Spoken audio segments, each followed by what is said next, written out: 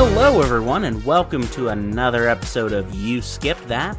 I'm Alex Grace. And I'm Dan Clark. And this is the podcast where two friends share movies that one of us hasn't seen, but the other has. And this week we're doing a 1991 comedy period piece set in the 1930s, specifically 1931. I'm talking about the Sylvester Stallone comedy Oscar. This movie follows a gangster really on one really eventful morning as he tries to stop being a gangster and start being a banker. And the entire universe conspires to just make this the weirdest, most topsy-turvy morning this man has ever experienced in his entire life. The whole movie, save the first and last scene, takes place between 8:30 and 12:30 on one day. So Dan, what were your thoughts? I liked it. It's a good screwball comedy. It feels like an older movie in a lot of ways. Yeah. From the set design and the way the whole thing operates. So what'd you like? Really, almost everything. There were a couple of weak acting performances. Yeah. There were a couple of points where I went, okay, maybe this is one too many twists, but 95% of it I liked. Casting was all good. I was a little bit leery when you told me, oh yeah, it's a Sylvester Stallone comedy. Yeah. Like, you mean the guy that... Stop or my mom will shoot. When you said it's a Sylvester Stallone comedy that is good. Like, you mean like the guy that punches people and sometimes shoots people and at other times fires a bow at people? Wears a bandana most of the time. Yeah, or boxing shorts. There are a couple times where look at it and go, yeah, these guys are all trained comedians, and then Sylvester Stallone is here doing his best. Is also here. Yeah. But for the most part, he keeps up. He brings a couple of really solid laughs in this does. movie.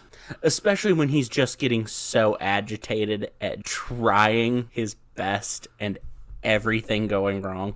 Yeah, he does shocked very well. Like, every time he finds out that Anthony has... screwed him out of another $50,000 again, or finds out that his daughter is set to be married off, but not that daughter, it's his not daughter, who later turns out to actually be his daughter. Yeah. Minor spoilers for Oscar. It's not the kind of movie where knowing that, ruins anything. Spoilers don't really, it's all about how quickly stuff is spiraling out of control. It is. I don't think if I'd known that before I saw the movie, it would have ruined anything for me. Anything. It does a good job of building this increasingly insane situation. Like I said, it's a spiral, and it's a fairly smooth spiral. It doesn't have any like jagged drops followed by nothing, and then, it spirals out of control. Continuously getting a little bit zanier. Yeah. Every time that black bag gets handed off to another person, and you're never entirely sure whether or not it's filled with jewels, money, or underwear. Yeah, that was one thing where I was like, okay, I'm having a hard time following this. And my analytical part of my brain went, so she took the bag and it had the jewels, but then she brought it back and they swapped it off, but that one had the money.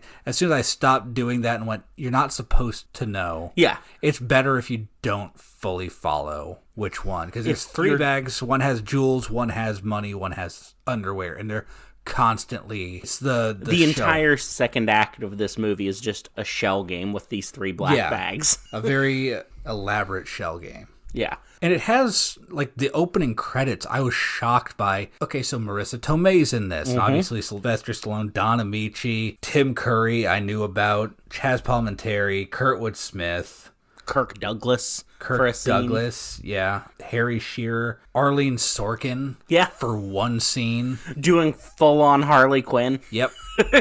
The first time I ever heard about this movie was when you told me about it. Yeah. So I've known about this movie for a year and a half, maybe. Yeah, if that. So the fact that it has so many people that I know and so many people that I like in it, I'm amazed that this just never crossed my radar. There is a reason for that, and I'm kind of glad you segued us nicely into it. That's what I'm here for. This movie was wildly divisive. I mean, I would argue based on the Rotten Tomatoes score, no, it was, people agreed on it. It just wasn't in the right direction. Well, it's divisive between critics and audiences. So the Rotten Tomatoes score of this is a whopping 11%. 11? Yeah. Yeah. I knew it was low. But if you check IMDb or Letterboxd, it's firmly middle of the road. Right. It's 6 out of 10 on IMDb, and depending on where you look on Letterboxd, it was either 3 stars or 3.5 on average, which I think fair. I'd even put it a little higher up than that. I was never bored in this movie. No. Thinking back, I can't think of a point where it was dragging. It's always doing something. In fact, I'm already interested in going back and watching it again to see if I can pick up on some of the little hints along the way. Yeah. I'd put this at a solid, 4 stars, 3.5, 4 stars. Yeah. It's not the greatest thing I've ever seen, but it's good. It's delightful. Any other standout performances? I've got some. Chaz Baldwin-Terry was killing me the funny entire movie. The gangster with a real soft spot. He'll burst into tears at the drop of a hat. He's an idiot, but he knows it. He gets so excited when he's actually able to follow along. It's like, she's your daughter, but she's not your daughter, but she's actually your daughter. I'm getting good at this. Yes. The fact that a major twist happens because he got so caught up in the romance. Yes. Happening just outside the window and is over there just weeping silently while someone else came in and switched the bags. Yeah, he was amazing. Constantly gets laughs out of me. One of my favorite scenes in this entire movie is when he shows up in Lisa, the daughter's room, and pulls out a gun because he thinks somebody's broken in.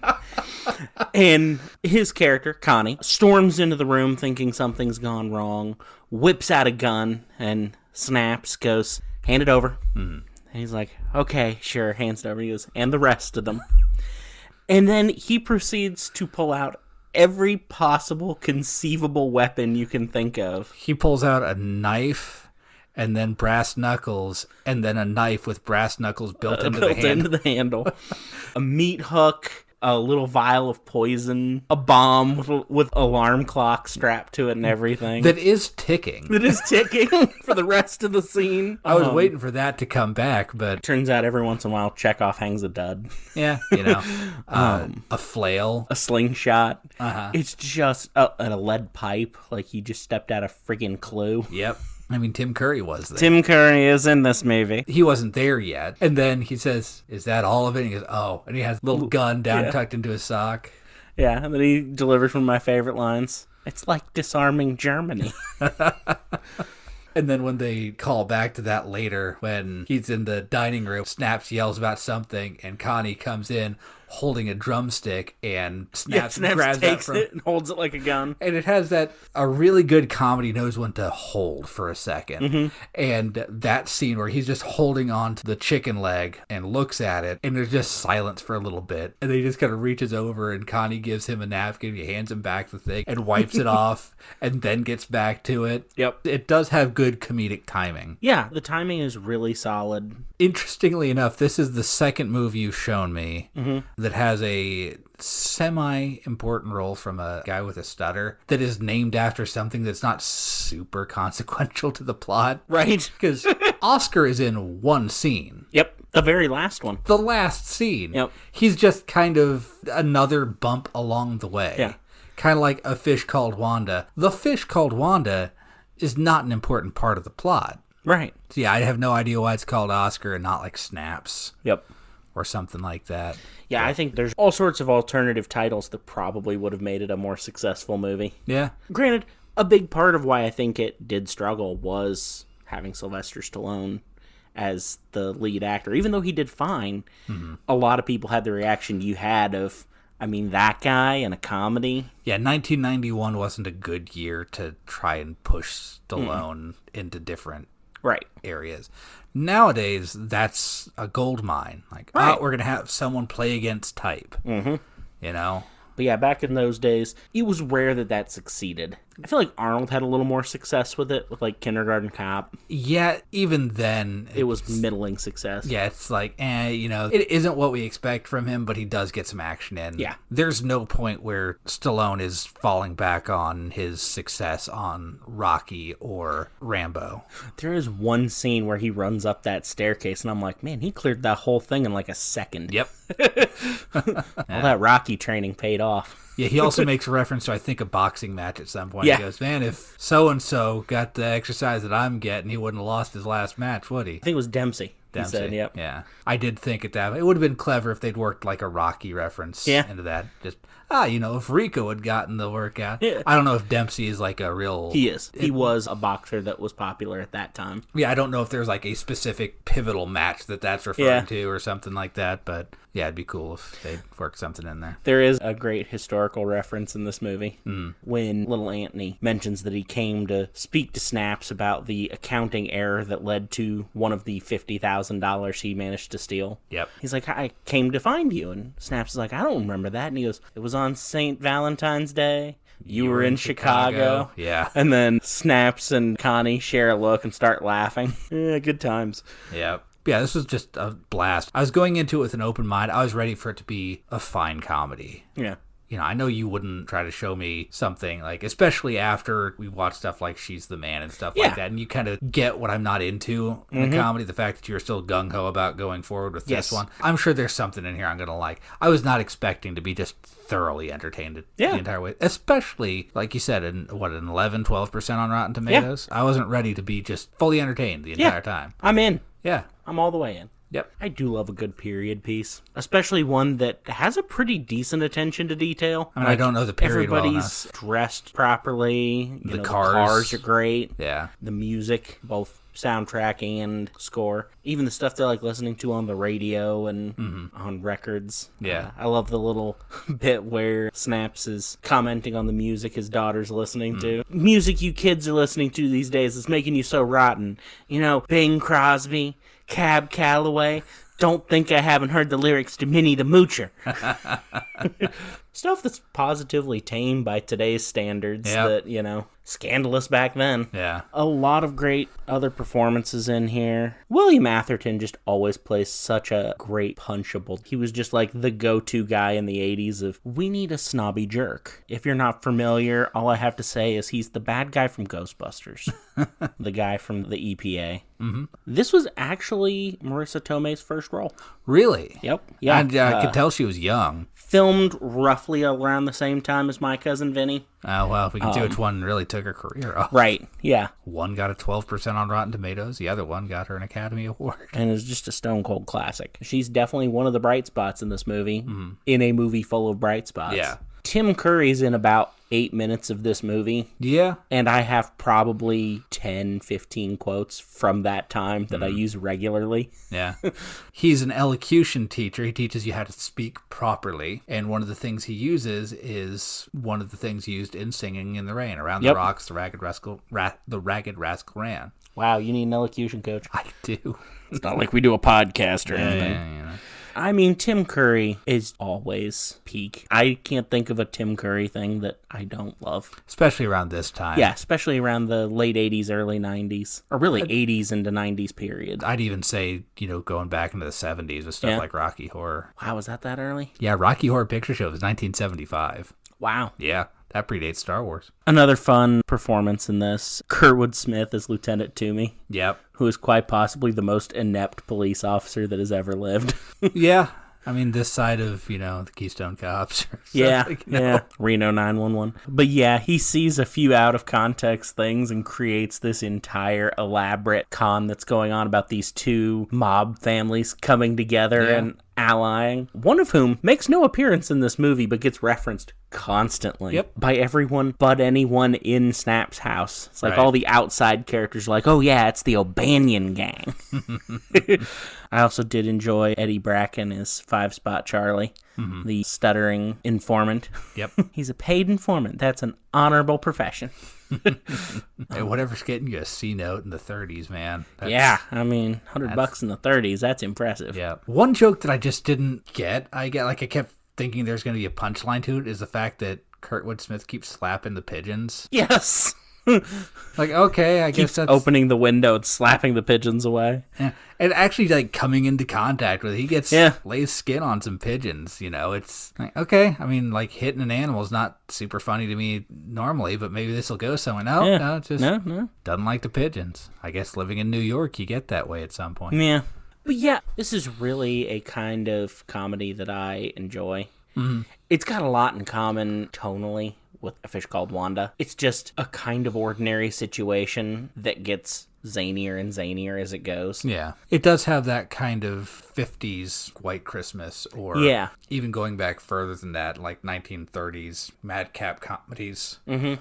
It's like, if people would just talk, it would be fine. Yeah. If Snaps had just written a letter to the cops, hey, I'm going straight, I'm out, you don't have to worry about me, maybe they would have given him the benefit of the doubt. Instead of doing it all real hush-hush and quietly, the bankers would have been fine with it. We tried to turn him into the cops, and they went, nah, he's good. Yeah. Flipped he's on a couple swell people. Guy. Yeah. Family guy. Vendetti probably wouldn't have given a crap about him anymore. Yeah, if he'd gone to the competition and said, just don't make a move on me, I'm leaving the game at 12 o'clock on Wednesday. Yeah. And I'm out. You don't have to worry about it. They wouldn't have. They could have been buds. Could have been. Yeah. I'll push all my business your way. It's all yours. Yeah. I don't care. And something else that, you talk about this reminding you of movies from the 30s and the 50s, which it definitely is trying to emulate. The other thing that's worth noting, this is based on a play, actually. You can tell. It all takes place in a pretty contained environment. Yeah, I'd be interested, because you did tell me beforehand that it was based on a play, so I was looking for that. I'd be interested to see what of the stuff that takes place elsewhere was added in. Yeah. How do they incorporate the cops in? Because they're just in this little room across the street. If they do that at all, or is that just a surprise that pops up at the end? There's a couple things in there. Like, I don't know how they do that on a stage. But yeah,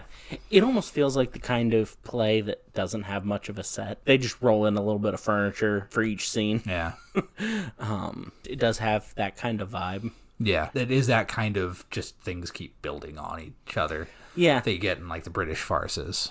Yeah, the British farces, a little bit of the old Chekhov plays, too, are kind of like that. It's funny, we mention all those things, that those are all things I enjoy. So, yeah, it's no wonder that this movie... And I don't know if I enjoy those because I enjoy those, or if I enjoy those because I liked this movie as a kid. Well, I know I like the British farces. My dad used to do a lot of acting in a community theater back when we lived in Maine, and did a lot of those. Yeah. A lot of the stuff where it's people coming in and leaving, and a lot of that real fine timing of they've just left the room when the person looking for them walks in, and all these weird chases that are almost Scooby-Doo like, and people running in and out of various doors and all that. So I imagine part of the reason that I enjoyed it so much was because it is kind of nostalgic for me. I could see my dad being in the play. Yeah, I could see your dad being in this. I don't know why I think he'd be one of the Finucci brothers.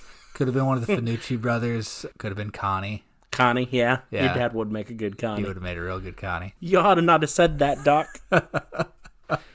Finucci brothers, speaking of them, it was weird hearing Harry Shearer do anything but his normal voice. Right, yeah. Hearing him do an Italian accent was kind of wild. Granted, it is just his normal voice with an Italian accent. Yeah. He doesn't do anything else with it. Two side characters that are just delightful, by the way. I love the Finucci roll call. Yep. We got Mario, we got Giuseppe, we got Luigi Jr., we got little Luigi. He gets to the bottom, he's like, and we got Marco, and the other brother goes, Marco's not yours, he's the milkman's. And he's like, he make a joke, and he turns back and goes, no. Then Vincent Spano is good. It's just kind of the slimy accountant that has, over the course of the movie, admitted to stealing $100,000 and somehow gets away with it. Yeah. Ends up getting a job out of it. Yep. A promotion. And married. I don't know that I'd seen him in anything. The name doesn't ring a bell, but that doesn't mean anything. Another character that I just love, Connie's counterpart, mob henchman, Aldo, played by Peter Riegert. Yeah. Is hilarious. The former mob guy who's been reduced to butler and seems to be very annoyed by this fact. Yeah. He'll be off doing something else and someone will knock at the door and go, just put it down, Oh no, I'll get it. All around, just a fun movie. Fair bit of trivia with this one. This was the first feature to be shot at Disney's MGM Studios in Orlando, Florida. I've been there. Yeah, so have I. Yeah. All the places they would have shot this are gone now. Yeah, you have not skipped that. They're all Galaxy's Edge now. Which is great. Yeah, I'm always glad for more Star Wars. I'm fine with that. It would have been cool if they hadn't had to take all that out, but... Right. Interesting fact. Mm-hmm. They actually had to use that because they had been filming on the Universal lot in Hollywood. But there was a fire that destroyed a few of the antique cars and a few of the exterior buildings they used, so they had to move to Disney to finish filming. This movie dates back to the early 80s. John Landis, who is the director, was originally pitching it with John Belushi as Snaps Provolone. I don't know. That might be. I don't know. Could have been interesting. Yeah. Of course, the project was abandoned when Belushi died. Mm-hmm. John Landis was bored, I guess, and needed a new project and said, oh, you know what? Let's pick that back up. Take that out of mothballs. Take that out of mothballs. I think it works better with someone that you don't expect ridiculous stuff to happen to. Right, yeah. I think the fact that Stallone is such a classic straight man, like he doesn't do comedy, or didn't at the time. Yeah. I think that makes it work better when weird stuff is happening to him. I'd agree with that wholeheartedly. I was trying to pinpoint why having someone as funny and who I like as much as John Belushi in that role was not clicking for me. And yeah, I think that's it. So, of course, Kirk Douglas appears at the beginning of this movie. Briefly, as Snap's father, who is kind of the inciting person who gets him to go on this course of going clean. But apparently when they were filming that, the first time Kirk Douglas tried to hit Stallone, he missed. And Stallone jokingly was like, come on, give me your best, man. Apparently they'd worked together before, and Kirk Douglas was not the biggest fan of Stallone in general. Proceeded to just beat him silly. He's like, you want my best? Here it is. Stallone delivered this anecdote at Kirk Douglas's Lifetime Achievement Award, and he said, that was the day I learned the hard way, you never spar with Spartacus. You'd think he would have learned after Rocky IV, where he told Dolph Lundgren, just go ahead, hit me, and then woke up in the hospital. Yeah.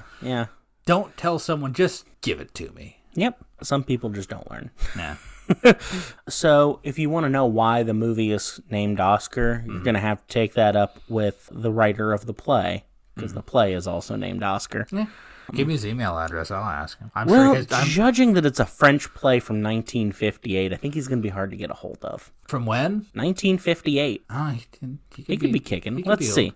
He could be old. I know how to use Google Translate. He died in 1983. Sorry. Okay, well. Died before either of us were born. Yeah, fine. Another funny Disney trivia bit. Mm-hmm. Did you catch what the name of the club Anthony met Snap's daughter, Teresa, in? I remember them mentioning it, but I don't remember it ringing a bell. Club 33. Club 33. Okay. Which is the famous private club at Disneyland. Yeah. Early on in the movie, one of Snap's henchmen is placing a bet on the phone on a racehorse. He's betting on Hi Hat, which is the name of a horse ridden by Harpo Marx in a old Harpo Marx movie. Nice. I like those old Marx Brothers movies. Yeah, they're fun. Yeah. When Vendetti's about to leave his office to put the hit on Snaps, he says, order out for pizza. We'll be back in an hour. His previous work had been as the Godfather in commercials for Godfather's Pizza. So that's a nice little reference. And last but not least, in the category of sometimes casting is, weird. Oh, yeah. Marisa Tomei, who plays Snap's daughter, and also the daughter of his wife, Sophia, played by Ornella Muti, is only 9 years younger than Ornella. Yeah, that happens. Yeah. It's kind of like looking at anything from really any point in movie history that features people in high school. It's usually played by people in their 20s or even 30s. Yeah. Yeah, interesting stuff. Yeah. A few interesting bits for a movie that's largely forgotten. Yeah, I'm kind of bothered that I never heard of this because it's a lot of fun. I would definitely recommend it. It's just a good, silly watch. Yeah, I can definitely see watching this again. Nice. Which is convenient because I've never seen it on sale on Vudu.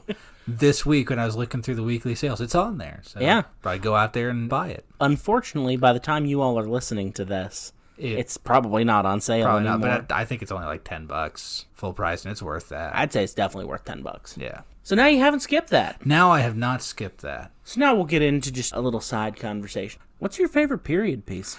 Jeez. There's a lot of them. So what is my favorite movie that takes place in a time that's recognizably in the past?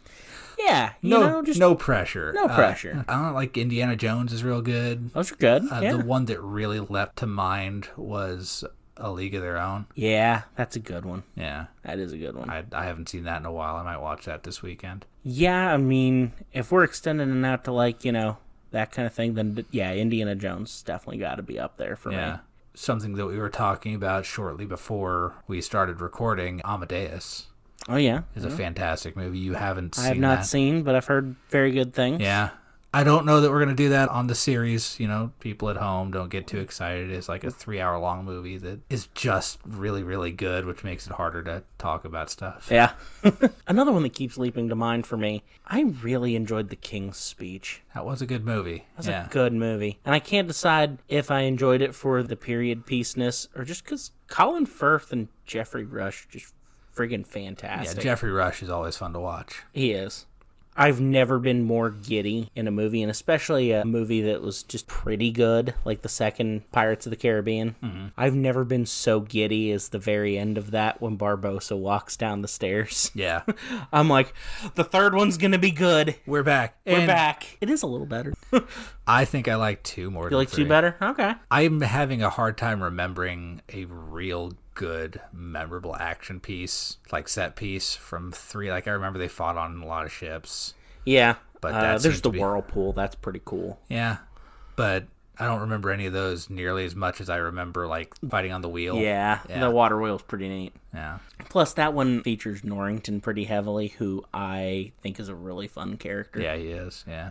I think the third kind of wastes him a little bit. Yeah. Pirates of the Caribbean's another good period piece. Yeah, though, that's a lot of fun. Yeah. The first one. Yeah, especially the first one. The first one falls into that category for me of, is this a perfect movie? It's really close. It's, in terms of, like, structure and all that, maybe. Yeah. Yeah. It's just fun. It's definitely perfect for me. Right. You can pick it apart like, oh, so the entire time that they were fighting in the town there at the beginning, like, no one saw them turn into skeletons. Or the fact that part of the curse is, like, they can't feel anything. He said, I can't, Yeah. In fact, his last words are, I feel cold. Yeah. But when Elizabeth dumps the coals on Pintel or Getty, I can never keep them straight. He goes, it burns, Yeah. There's little things like that. There's little nitpicky stuff, But if those are the nits that you're picking, it's pretty solid. Yeah, I love that movie. Same here. Yep. Well, hey, it's weird when I'm the one leading these because I have to throw it to myself to do socials. You know what? Allow me. Okay, thank you. Hey, Alex. Hey, Dan. Where can you find us on socials? Oh, wow, I'm so glad you asked. It's the question that popped into my head. I've been meaning to ask you. I wonder where you got that idea. I don't know.